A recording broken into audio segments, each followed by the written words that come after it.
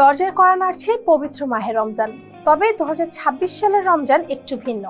অন্যান্য বছরের তুলনায় এবছর আছে বিশেষ বৈচিত্র্য। কারণ ভৌগোলিক অবস্থান আর ইসলামী চন্দ্রবর্ষের দীর্ঘ 33 বছরের চক্র। ইসলামী বছর সৌর বছরের চেয়ে ছোট। প্রতি বছর রমজান এগিয়ে আসে প্রায় 10 থেকে 12 দিন। এই ধারাবাহিকতায় 2026 সালের রমজান শুরু হচ্ছে ফেব্রুয়ারির মাঝামাঝি সময়ে। এই সময়টি শীতের শেষ প্রান্ত, তাই বদলে গেছে রোজার সময়ের দৈর্ঘ্য। সাধারণত উত্তর গোলার্ধে রোজার সময় বেশি হয় আর দক্ষিণ গোলার্ধে কম, কিন্তু এবছর চিত্র অনেকটাই উল্টো।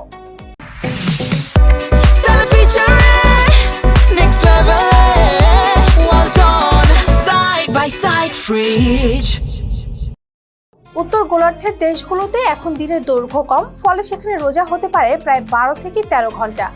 অন্যদিকে দক্ষিণ গোলার্ধে দিন বড় হতে শুরু করেছে, সেখানে রোজার সময় দাঁড়াতে পারে 14 থেকে 15 ঘন্টা পর্যন্ত।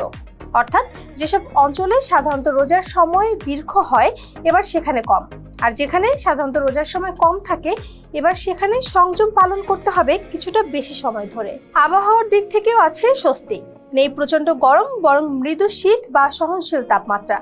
ফলে শারীরিক কষ্ট তুলনামূলকভাবে কম হতে পারে, কিন্তু রমজানের মূল শিক্ষা একই: সংযম, ইবাদত এবং আত্মশুদ্ধি। সময় বদলায়, ঋতু বদলায়, দিনের দৈর্ঘ্য বদলায়, কিন্তু রমজানের গুরুত্ব বদলায় না কখনোই।